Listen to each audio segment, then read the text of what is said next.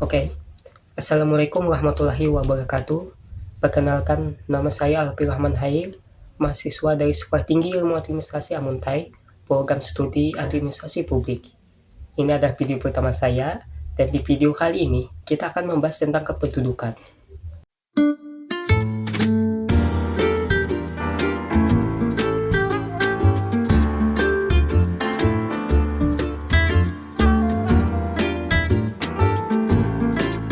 Ngomong-ngomong, tahukah kalian, kependudukan di dunia ini sudah mencapai lebih dari 8 miliar orang.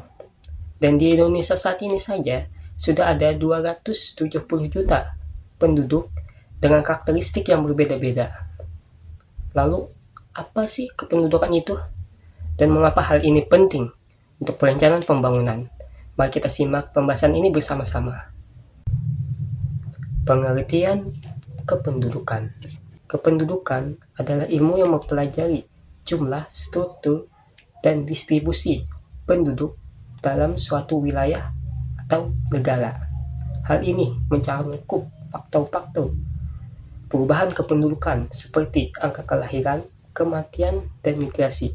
Jadi simpelnya, kependudukan itu adalah orang yang tinggal di suatu wilayah atau negara. Karena apa? Kalau suatu wilayah dan negara tidak ada penduduk, itu disebut sebagai tempat terbengkalai. Oke?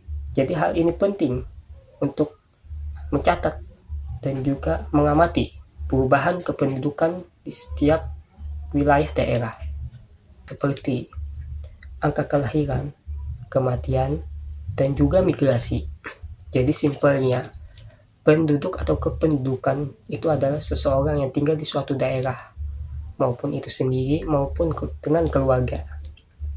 Mengapa kependudukan itu sangat penting? Karena dalam suatu wilayah bisa berkembang karena adanya kependudukan yang mengembangkan wilayah tersebut. Dan suatu wilayah Indonesia ini saat ini sudah mencapai 2.800 juta jiwa kependudukan, dan angka itu cukup besar. Aspek-aspek kependudukan. Aspek-aspek kependudukan itu ada 4. Yang pertama adalah jumlah kependudukan, yang artinya total orang-orang yang tinggal di suatu daerah. Contohnya, daerah terpadat di Indonesia saat ini itu adalah Jawa Barat dengan 48 juta penduduk, dan itu sangatlah padat, dan jumlah ini akan berubah setiap tahunnya. Yang kedua, itu ada yang namanya struktur kependudukan. Itu adalah komposisi penduduk berdasarkan usia, jenis kelamin, pendidikan, dan pekerjaan. Jadi simpelnya, struktur penduduk itu seperti keluarga, struktur keluarga. Ya, yang mempengaruhi seperti usia, orang di Indonesia menikah itu bagian 20-24 tahun. Yang mempengaruhi dari segi pendidikan dan juga pekerjaan. Jadi ada lelaki yang bekerja untuk menafkahi keluarga. Itu adalah gambaran dari struktur kependudukan, yaitu struktur keluarga. Ada seorang suami yang bertanggung jawab atas keluarganya dan istri untuk menjaga dan menangani pekerjaan-pekerjaan rumah tangga dan anak-anak yang kita biayain untuk menjalani pendidikan. Itu adalah struktur kependudukan. Yang ketiga, itu ada namanya distribusi penduduk, yang artinya penyebaran penduduk seperti urbanisasi ke kota besar seperti Jakarta. Jadi maksudnya ini adalah orang perantauan. Orang perantauan itu pindah dari kampung halamannya ke kota besar untuk mencari pekerjaan dan gaji yang lebih besar, ya kan? Itu yang namanya distribusi kependudukan. Biasanya ini emang per orang, tapi ada juga satu keluarga yang pindah ke luar negeri akibat pekerjaan. Itu yang namanya distribusi kependudukan. Pindahnya seseorang atau keluarga dari satu tempat ke tempat lain dengan alasan pekerjaan maupun hal lainnya. Lalu yang terakhir, yang keempat, itu adanya perubahan kependudukan. Perubahan ini dipengaruhi oleh angka kelahiran, kematian, dan migrasi. Dan angka ini akan berubah setiap tahunnya, seperti angka kelahiran. Dalam data ini disebutkan angka kelahiran itu yang cukup tinggi itu ada di Jawa Barat. Kedua itu ada angka kematian. Kematian itu diprediksi ada sampai 5.000 per hari. Dan kebanyakan angka kematian itu disebabkan oleh kanker, stroke, dan hipertensi. Jadi itulah kenapa kita harus memperhatikan lingkungan kita dan menjaga pola makan dan berolahraga. Pendidikan, di mana kita harus melakukan pendidikan atau bersekolah untuk mencari pekerjaan. Dan biasanya di Indonesia orang menerima pekerjaan itu dengan ijazah yang cukup tinggi. Kita harus sekolah dasar, menengah bawah, menengah atas, dan sekolah tinggi. Contohnya seperti piramida penduduk di Indonesia menunjukkan mayoritas penduduk berusia produktif di usia 15 sampai 64 tahun. Pentingnya kependudukan dalam pembangunan. Yes.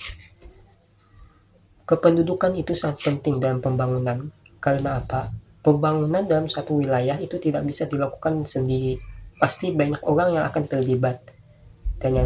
Dan yang terlibat ini itu adalah penduduk. Misalnya, dalam suatu daerah atau suatu negara, enggak deh. Ibaratnya tuh kalau ada satu kota, tidak ada penduduk, tidak ada orang, kota itu pasti menjadi kota terbengkalai. Itulah kenapa penduduk itu sangat penting dalam suatu daerah untuk pembangunan.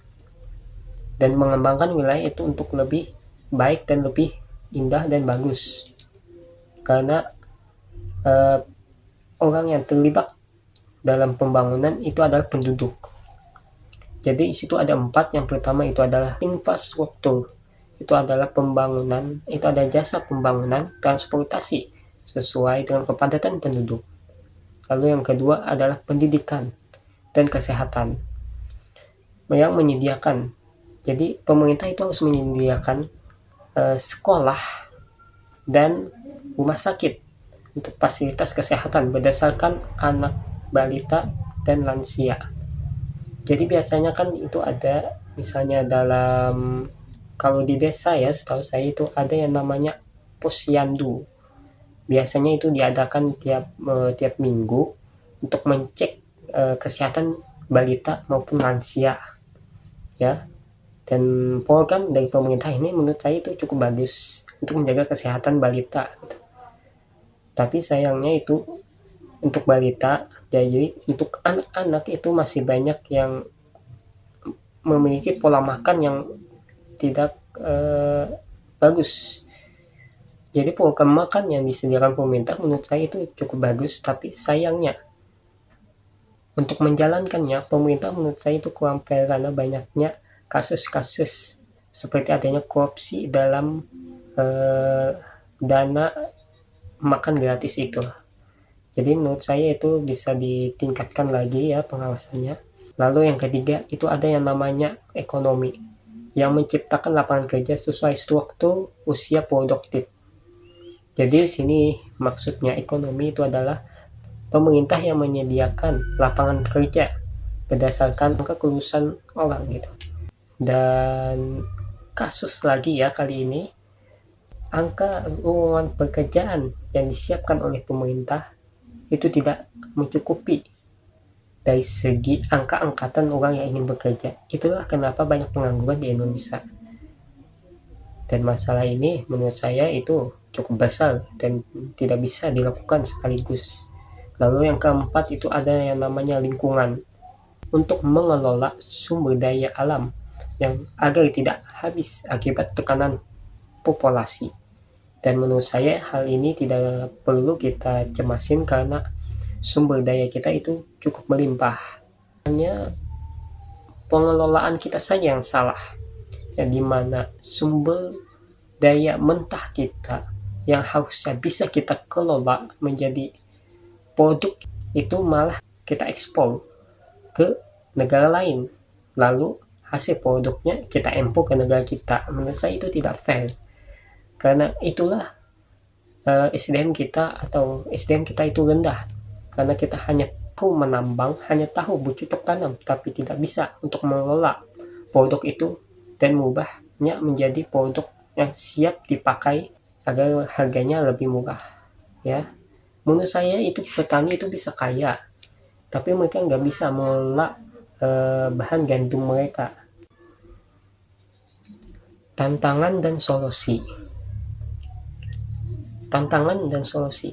Tantangan di Indonesia ini cukup banyak. Jadi saya rangkum ada 3. Yang pertama itu adalah masalah sumber daya alam, seperti tekanan air, energi, dan lahan. Kita masuk ke air.